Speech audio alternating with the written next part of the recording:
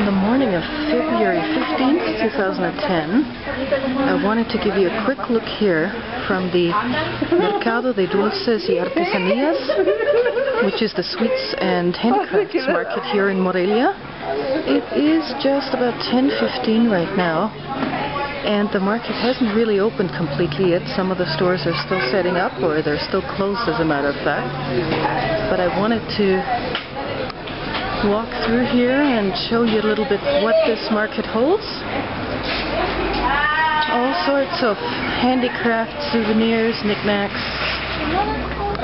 I haven't seen the sweets yet, because it's a Mercado de Dulces also. So, here we see some of the sweets. Some copper artwork. T-shirts. Here are some more sweets. Buenos dias. Yeah, this is more the food portion of the market here. Lots of different local sweets that are made in Mexico here.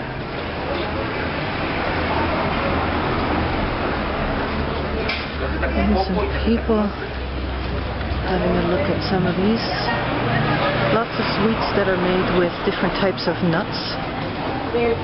Different types of, it's almost like solidified jams, sort of boiled fruit that hardens with pectin.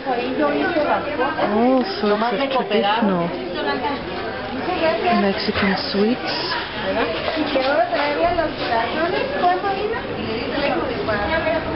Handicrafts of different kinds. And the market is still, oh here we've got some religious products. Obviously the cult of the dead being celebrated here. Don Quixote de la Mancha was also to be seen. Shoes. More sweets.